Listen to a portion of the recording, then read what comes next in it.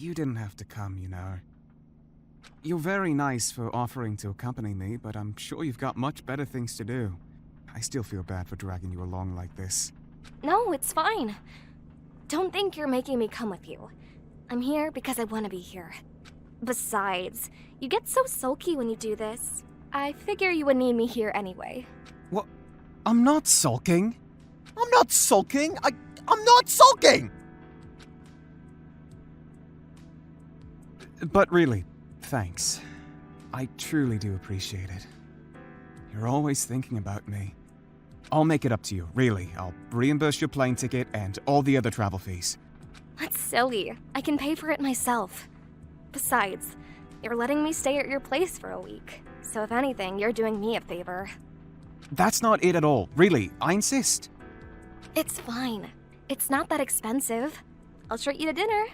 What? No way. Not if I treat you first. I'll buy you something to make it up. Not if I beat you to it.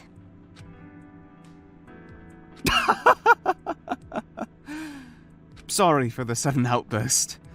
I've forgotten how fun it was to travel with friends. Thanks for being with me. Of course. Are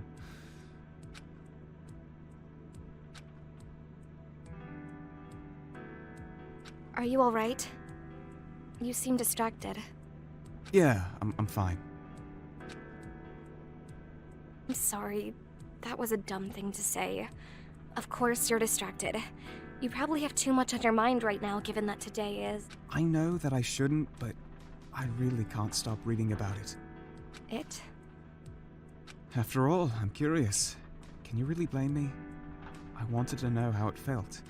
I keep searching for some answer that'll make me feel better when no such thing exists. You know, it must have been really painful to die like that.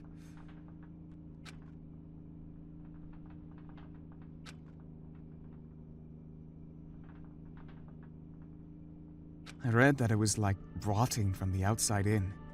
Your limbs would stop working before your organs did, and you would lie there and feel yourself die and be unable to do anything about it. There was only one dinky, understaffed hospital for miles. One that could barely handle a minor flu outbreak, much less that incident. Xander... I read that it took weeks before they even figured out what to do with all the bodies. They left them where they died. After all, there was no one left to move them. Xander, stop. It was during May, that time of the year where the temperature quickly grows to be excruciatingly hot. You know what that does to corpses, right? I'm sure the smell was unbearable.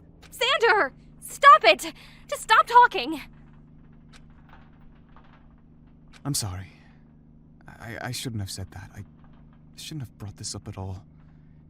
No, I should be apologizing for yelling at you like that. I didn't mean it. No, it's my bad. I made you upset.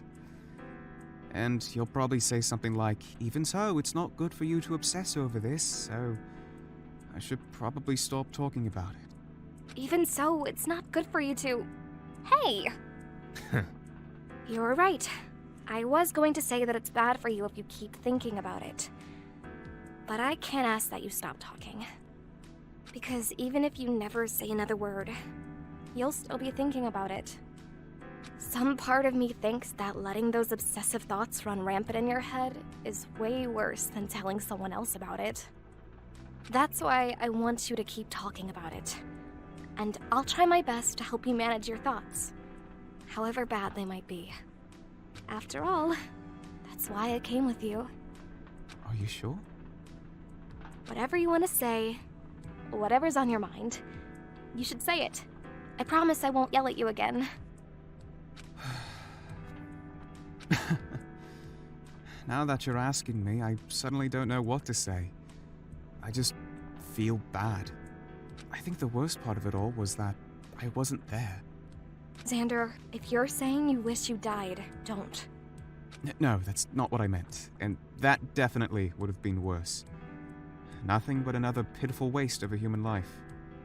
Do you know what I was doing then? While such a large-scale disaster was happening in the States?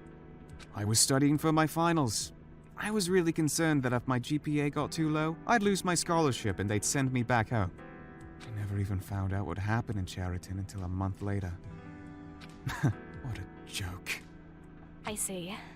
I never knew that, to be honest. I guess that's not the kind of detail that would make it into the news stories. I was...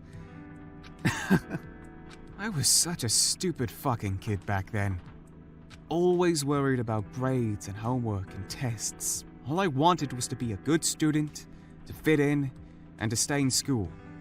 That way I thought I'd make my parents proud and be someone my siblings could look up to. I wish that I had realized back then that there's so much in life that's more important than doing well in school. So what if I fail my final? So what if I can't find the determinant of some random matrix? None of that had any impact on who I am and what I do now. I might as well not have bothered. Being able to sit on my ass and bury my nose in a book was a luxury that I had no right in taking. If I could meet my younger self, I don't know what I'd do. Deck them, maybe. It's possible that things could have been different if you were a different person, Xander, but I don't think things would have been too different. You were, what, a 14-year-old kid at the time? What could you have possibly done, even if you knew beforehand? That river was their only water source. And you know as well as I do how little money anyone had. They couldn't afford to drive to the city for medicine, much less treat their water, much less move out of Sheraton into somewhere better. It's not practical to save everyone. You think that if things were different, if you made different choices, then maybe something would have changed. But sometimes you have to accept that you were young and powerless. I'm sorry if I overstepped my bounds. No, you're right. It's not like I don't also know that. It's good to have someone remind me, I guess. It really makes me mad how much Duke Sperling got away with. I still want him to suffer more for his selfishness. But I need to move on. In the end, it would only help myself feel better to make him suffer, and it wouldn't help anyone else. It wouldn't change the past, nor make anyone's lives easier. If I keep obsessing over guilt, justification, and revenge, then I'm still dwelling on a past I can't change. All I can do is keep looking forward. I promise myself, I'll never let a disaster like that happen again. If I can save the lives of innocent people, then I'll do whatever it takes, no matter what. Hey, that sounded cool. I feel like Mr. David right now, saying something super inspirational.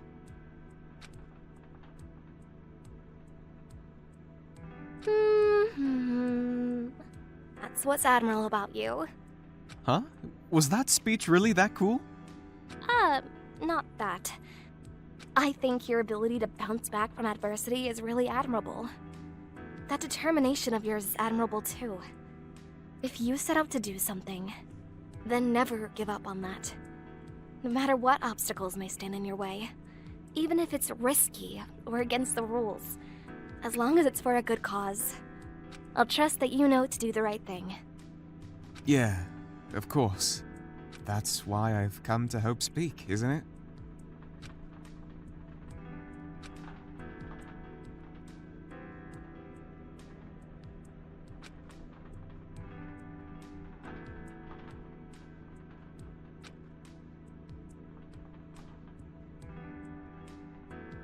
Is something on your mind? You look distracted now. Yeah, I do have something I want to ask you. What color are your eyes exactly?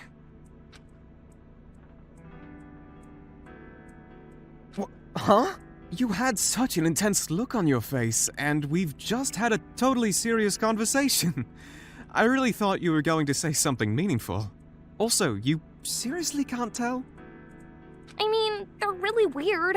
They're gray, I think. But sometimes when the light hits them at an angle, they look yellow. I have no clue what sort of color that is. You're overthinking it. My eyes are clearly... Oh, it's our stop. We better get going. Wait, are you going to answer my question? Hey, don't forget to grab your bag. I'm serious. This has bugged me ever since I met you. What color are your eyes? Xander!